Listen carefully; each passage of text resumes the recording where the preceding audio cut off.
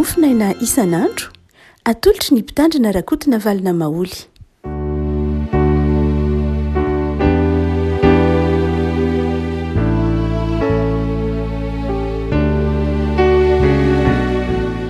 Valmiravatsika rehefa komalatra satria alatsinainy izay andro faharoa amin'ny herinandro ity alatsinainy fa efatra ny volana martsa. Ny mofinaina voalahatra atsika dia ny taratasy nosoratan'i Paoly ho an'ny Romanina toko fahatelo andiny faraika amby roapolo ka hatramin'ny fa enina amby roapolo.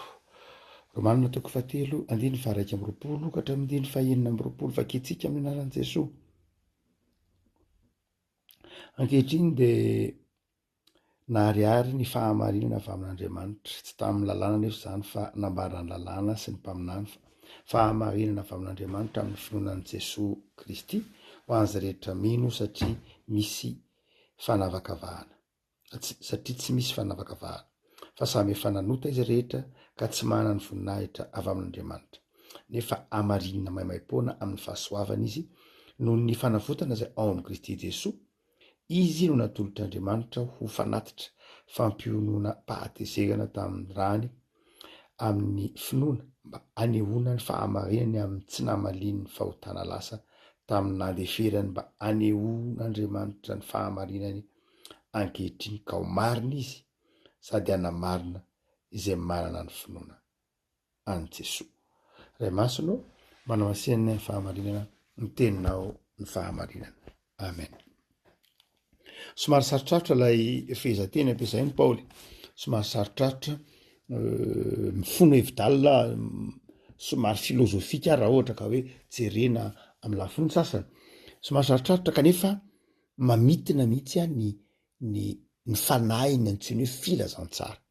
Veriberina ao anatin'ilay fehezanteny tenenin'i Paoly, milava be ilay fehezanteny, sarotra be manapaka azy na dia ity tompatantika izao dia efa fanitsiana fahaenina nefa dia mbola hita ihany ny alavan'ilay fehezanteny sy ny fahasarotany lay teny izay ampiasaina satria teny izay karazan-drazana ataontsika hoe abstrait ny ankabeazan'ilay teny ampiasaina eto.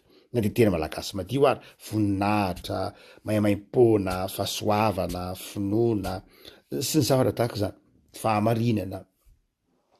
Ka eto dia hiainga amin'ireo teny ataontsika hoe fanalahidy miverimberina amin'ity andiny ny faharaika amby roapolo ka hatramin'ny fahaenina amby roapolo ity tsika. Izay miverina matetika dia ny voalohany aloha antsoina hoe fahamarinana na fanamarinana na marina.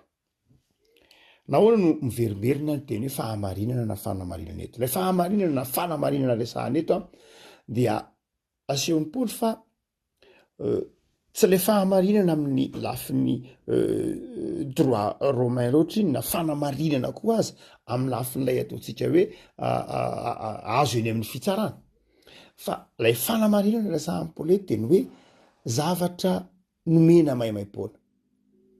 Fanamarinana izay tsy tokony ho nahazo zany aza zany ny olona satria ny olona ozy dia efa samy nanota avokoa izy rehetra ary efa samy niala tamin'Andriamanitra avokoa izy rehetra. Tsy misy fanavakavahana fa samy efa nanota izy rehetra. Andiny ny fahatelo amby roapolo amin'ity teny mahazatra efa nania avokoa izy rehetra. Raha afaka malala izy rehetra resahan'ny Paoly io izy ny olombelona rehetra io, itsika rehetra io samy efa nania io. Nanintsika raha oharina amin'ny lalàna satria tsy nisy olona nahatanteraka ny lalàna.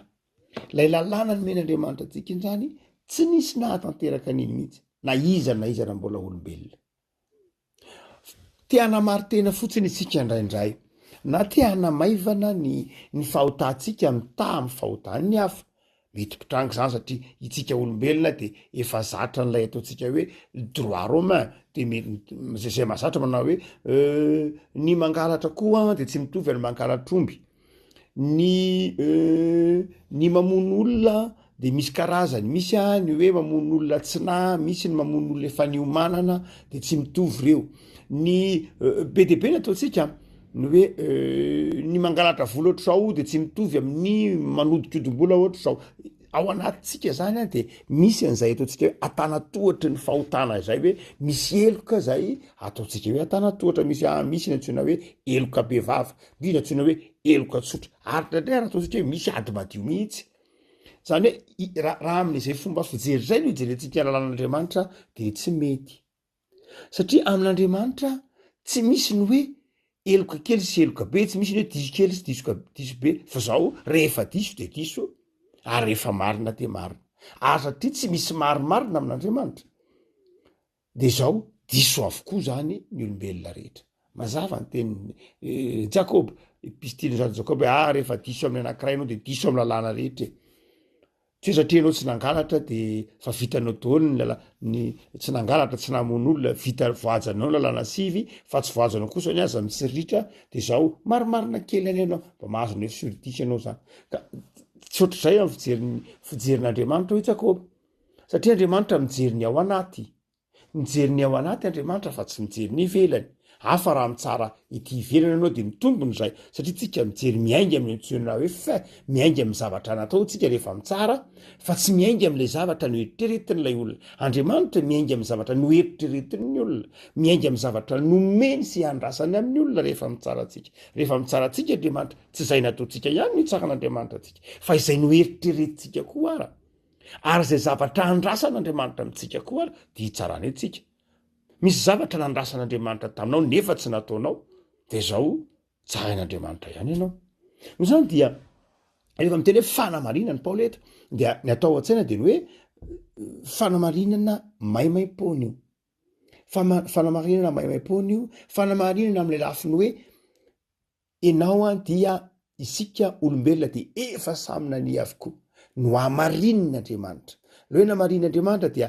ambaran'ny Paoly eto hoe nandeferan'Andriamanitra nin'Andriamanitra tsy jerena lay lasa inona moa lay lasa miainga eo amin'i Jesosy lay lasa de lay fanekena taloha lay lasa de lay hoe Paoly manazavany mba ao epistily ho an'ny Galatiana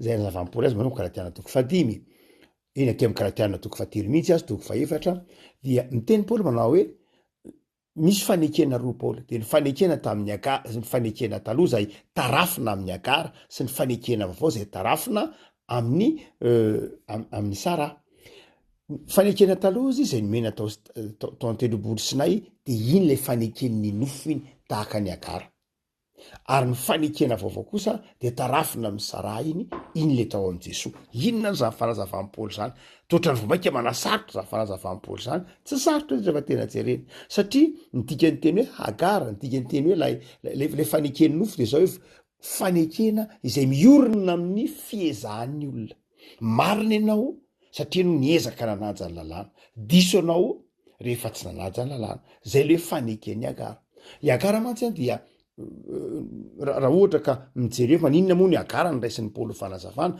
satria Abrahama nomen'Andriamanitra toko manao hoe ianao dia hanana zanaka maro de zao lasa napakatra ny Agara i Abrahama ary dia niteraka ny Ismaela dia hoy Paoly manao hoe taranaky Abrahama ihany iny saingy zao tsy zanaky ny fanekena tsy zanaky ny fanekena iny satria vokatry ny kajikajin'ny Abrahama no nazahoana azy hoe efa lehibe loatra Sara ngamba tsy hiteraka tsony vahaolana akaiky indrindra de zao i Agara mba hatanteraka ny sitrapon'Andriamanitra zay mahatonga ny Paoly hoe vokatry ny nofo i Agara fa tsy vokatry ny finoana akory satria kajin'olombelona fiezahan'olombelona fandaminan'olombelona nahatonga i Abrahama niaraka tamin'ny Agara ka niteraka ny Ismaela de hoy Paoly manao hoe tahak'izay ny lalàna de zao ny lalàna fanekena voalohany de vokatry ny fiezahantsika fa hoy Paoly manao hoe tsy zay kosa no izy i Sara de tsy vokatry ny fiezahan'ny olona satria Sara de efa tsy tokony hiteraka tsony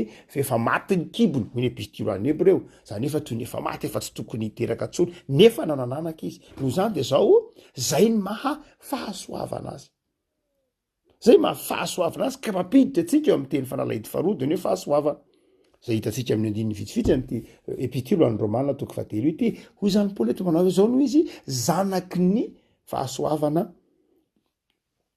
Isaka satria tsy vokatry ny fiezahany olona tsisy kajiny inininy fa dia finoana fotsiny hoe de mbola hiteraky ty vehivavy lehibe efa antitra ity dia finoana fotsiny sisa nahatonga ny Abrahama nino de mbola hiteraka satria ny teny Andriamanitra hoe mbola hiteraka io de hiteraka io zany zay mahafahasoavana ny fahasoavana ary io Paoly manao hoe no hamarinina isika zany no hamarinina no ninona noho ny fahasoavana noho ny fahasoavana de no hamarinina isika tsy vokatry ny fiezahana zany mahatonga atsika marina tsy hoe marina satria nahatanteraka ny lalàna fa rehefa jerena tsy marina tsika nahatanteraka ny lalàna saingy zao tonga marina isika ary inona mahatonga atsika marina tsy hoe nanaraka ny lalàna akory isika fa marina isika noho ny finoana an Jesosy mazava ny tenin'ny Paoly amin'ny andiny eo ambany eo io izy manao hoe ka ho marina izy sady anamarina izay manana ny finoana an Jesosy marina sady anamarina izay manana ny finoana an Jesosy zany hoe amin'ny alalan'ny finoana zany no anamarinana atsika ahoana hoe finoana marinana atsika miverina am'lay afatry Paoly eo amin'ny Galatiana toko 4:7 teo tsika momba ny fampitahana ny fanekena taloha sy ny fanekena vaovao. Fanekena vaovao zany de zao manao hoe ny fomba hidirantsika miainga avy any amin'ilay fanekena taloha lay faneken'ny lalàna satria Paoly miteny manao milazary aminareo izy nareo teo ambanin'ny lalàna mantsy ny Galatiana zay teo ambanin'ny lalàna de taranaka agary izy zany mitovy fomba fijery amin'ny agary izy ka izao miezahary nareo manaraka ny sitrapon'Andriamanitra amin'ny herinareo miezah manaja ny didy folo miezah manaja ny lalàna ray manontolo miezah atao zay atratraranareo azy ho tratranareo sa tsy tratranareo ry Galatiana dala hoy Paoly tsy tratranareo mihitsy fa vao mainka meloka ianareo raha mifidy ny eo ambanin'ny lalàna fa mifidiana ny eo ambanin'ny fahasoavana nahoana ny fifidianana nahoana ny safidy ny eo ambanin'ny fahasoavana safidy ny eo ambanin'ny fahasoavana raha nandray an Jesosy ianao rehefa misafidy ino an Jesosy ianao zany hoe amin'ny alalan'ny finoana no hidirana ao anatin'ilay fanekem-pihavanana vaovao ao amin'Andriamanitra mino ianao de tafiditra amin'ilay fanekem-pihavanana vaovao fa raha ohatra kosa za ezaka ajaiko ny lalàna ajaiko ny fomba isan-karazany ajaiko sao de zao lasa eo ambany lalàna ianao Paoly de adala ianao zany hoe Galatiana adala io Paoly toko 4:7 nefa koa malala eto zany dia ny fanamarinana atsika amin'ny finoana ny tena zava-dehibe ary io maha-protestanta atsika mihitsy ny hoe nomeny Andriamanitra ny zanany malalaka satria tsy tanterakitsika mihitsy ilay lalàna de inona ny dikany nitaizantsika fotsiny lalàna io Paoly amin'ny Galatiana ihany pedagogy izy zany hoe nitaizantsika namola volatsika ny lalàna na ahafantarantsika hoe zao ny ratsy zao ny tsara ny lalàna de nomeny Andriamanitra atsika hahafantarantsika hoe ratsy isika tsy ny lalàna akory nahatonga atsika angalatra sanatria ny vava hoy Paoly tsy ny lalàna nahatonga atsika anina hiala amin'Andriamanitra fa ny lalàna no nampahafantarantsika hoe aika itsika ratsy efa mpangalatra sy mpamon'olona foana ny olona taloha nanomezan'Andriamanitra ny lalàna tany amin'ny tendrombohitra Sinay fa rehefa nomena ny lalàna de nazava tamin'ny olona am'izay hoe ay ve ka izao ny atao hoe mangalatra ay ka izao ny antsoina hoe mamono olona de nazava tsara zay no zany de zao zava-dehibe zany de ity ny lalàna de ny tanjon'ny lalàna tsy ahavoavonjy atsika mihitsy akory ny antony lalàna ao Paoly fa hampahafantarana atsika fa hampanota isika tsy tanteraka isika ary mahatonga atsika resy lahatra hoe tsy ho vitako Andriamanitra na de aty anatiko aza ny fanirinanao ny tsara tsy vitako le izy Andriamanitra fa izao mitsofoka ao amin'i Jesosy ao amin'ny finoanan' Jesosy miditra ao amin'ny finoanan' Jesosy de zao lasa eo ambany fahasoavana de Jesosy no manadio Jesosy ny tazan'Andriamanitra eo amiko de averiny po miditra amin'ny fahatelo sika de nina ny teny fanalahiny fahatelo ny finoana mifamaritra tsara ny hoe fanamarinana amin'ny finoana ny fahasoavana ary ny finoana ny fanamarinana amin'ny fahasoavana ary ny fahamarinana amin'ny fahasoavana ndika zany de zao Paoly reo teniteny reo de tsy misaraka mihitsy fahamarinana finoana fahasoavana rehefa mino an Jesosy ianao rehefa mino an Jesosy anao dia hamarinina maimai-poana, zay le fahasoavana. Rehefa mino an Jesosy anao dia hamarinina maimai-poana, de miaina ny fahamarinan'Andriamanitra. Revako tsy de mora loatra akory ny manazava mahatakatra ny sarobidiny hoe fanekem-pihavanana vaovao sy ny fanekem-pihavanana taloha. Indraindray ara moa zany a ny kristianina mampifangaro an'izy io. Indraindray ara mampifangarony hoe ny fanekena taloha, ny fanekena vaovao de toy ny fanekena taloha. Tsy zay loatra, tsy zay loatra. Fa ny fanekena vaovao de nan'olo mihitsy, tsy hoe mitoy le izy de tapaka rehefa aveo. Ny fanekena vaovao de nan'olo mihitsy, mazava ny epistile any Hebreo, nan'olo mihitsy ny fanekena taloha. Zany hoe tsy ny baiboly no resahantsika eto, tsy hoe ny testamenta taloha na ny testamenta vaovao, fa e fanekena. Satria tsy vitan'ny olona mihitsy lay fanekena taloha. Lay hoe zay rehetra teo mpanompon'Andriamanitra, zay rehetra teo tian'Andriamanitra de malnaja ny lalàna. De tsisy olombelona nahavita azy. De nosoloan'Andriamanitra. Jeremia 1:7, hanao fanekena vaovao a. De zao io fanekena vaovao io, de zao fanekena hanamarina ny olona, fanekena handeferan'Andriamanitra amin'ny olona, fanekena haneken'Andriamanitra ny hamonjy ny olona ho tia ny olona na de mpanota azy izy.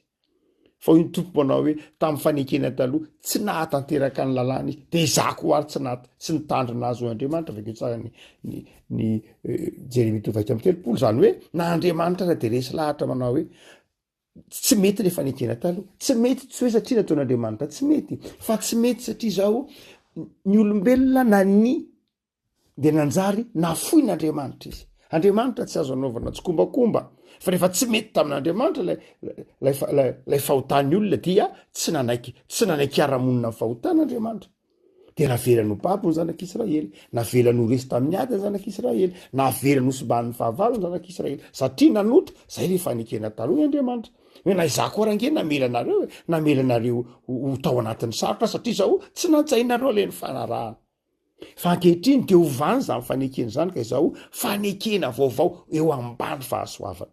Ary rehefa miteny hoe ambany fahasoavana de sanatriny zany tsy manana lalàna, tsy eo ambany lalàna hoy Paoly, fa tsy hoe tsy manana lalàna, samihafa zany. Ny hoe eo ambany lalàna de manompo ho andevony lalàna tahaka ny agara, tahaka ny hoe oarina amin'ny agara. Fa ny hoe olona manana lalàna de zao olona mifeny tenany izy. Olona manana lalàna izy, zany hoe ao anatin'ilay lalàna izy no mifeny tenany. Satria hoe tsy de mora loatra akory ny mahatankatra lay fifandraisan'ny fanekena vaovao sy ny fanekena taloha.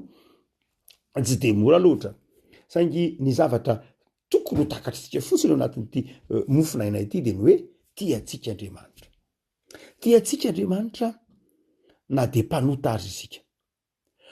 Somary mampasarotsarotro kely mantsy amin'ny mofinaina amin'ity volana martsa ity dia resaka fotom-pinoana. Mazava ho azy resaka tena fotom-pinoana mihitsy.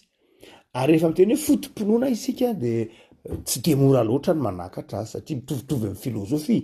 Ny rain'ny fiangonana moa de ny teny mihitsy manao hoe ny dogmatika na ny fotom-pinoana de filozofia kristiana. Dia tsy de mora loatra ny manakatra azy indraindray satria mila mampiasa saina mafy akoatra ny fifihezana soratra masina. Dia indraindray tsy de mora ny mahatakatra an'ilay izy, ahoana moa zany fanamarinana amin'ny finoana, aiza zany le lalàna efa nomena tamin'ny andro Mosesy, arahana ve tsy arahana izany, ahoana moa zany hoe amarinina maimai-poana, ahoana moa zany fahasoavana zany. Indraindray raha toka tsy tena latsapaka tsara ny fahafantarana kristiana soratra masina de manjary sarotra mandray azy. Afaka malala hotsika hoe zay tokony ho tsaroana fotsiny ninninna fahasarotany fitseteny ampiasain'ny Paoly de zao tsarovo ny fitiavan'Andriamanitra anao. Nomeny ny zanany lahatokana mba tsy ho very zay rehetra mino azy. Ary fanamarinana amin'ny finoana zay. Mino ny Jesosy ve anao? Raha mino ny Jesosy anao de no hamarin'Andriamanitra. Inona hoe no hamarin'Andriamanitra? Nandefitra taminao Andriamanitra. Tsy avy hifandahatra aminao tsony izy. Tsy hitodika any amin'ny lasanao tsony izy. Fa izao hiara hibanjina ny hoavy miaraka aminao Andriamanitra. Ary ny lalàn'Andriamanitra de izao izy ihany no hanampy anao ahatanterahanao an'io lalàna io. izy ihany no hitantananao ahatanterahanao ny sitrapon'Andriamanitra. Zay ny mahafahasoavana ny fahasoavana. Tsy anao ny teny ahoana, tsy anao ny miady mafy hoe ahoana no atanterahako ny sitraponao. Miezaka ao anatinao ihany zany mazava zany. Fa zao Andriamanitra ihany no hanampy anao amin'ny ahafahanao manatanteraka ny sitrapon'Andriamanitra. Zay ny hoe fahasoavana. Afaka malala vaovao ariny herinandro dia engany anana fifaliana ianao atoky ny fahasoavan'Andriamanitra fa no hamarin'Andriamanitra ianao. Tian'Andriamanitra ho vavonjy ianao. Zany de tiavo Andriamanitra minosy matoky azy ary apetrao aminy hatrany ny fiainana. Ivavaka sika. Tompo misaotra anao noho ny amin'ny fitiavanao sy ny famindramponao. Misaotranao fa Andriamanitra be indra fo ianao de no hamarinao zay noho ny amin'ny Jesosy zanakao. Iza moa zay Tompo? Zanakao. No harin'ny tananao nefa nanamartena niataka taminao de nitadiavinao ary de nitononinao hoe zanakao sady zany raha teo zay. Misaotra Tompo noho ny amin'ny fandeferanao amin'ny tsy fahatanterahanay. Fa ataovy miorina amin'ny finoanan'i Jesosy zahay. Ataovy marina eo anatrehanao ary tehirizo ahatanteraka ny sitraponao. Tehirizo ahatanteraka izay rehetra tianao ampanaovina anay. Vaovao ny herinandro Tompo. De mametraka ty herinandro teo ampelantananao zahay. Ho herinandro ny fahasoavana, ho herinandro ny fifaliana, ho herinandro ny fahamarinanao anay. Ao anatin'izao fotoana ny karemy zao de zavelanao anamarteny zay fa avangio ny fonay Jesosy. Ary soratra eto amponay ny didinao mba hanarahana izany. Misaotra Jesosy. Amen.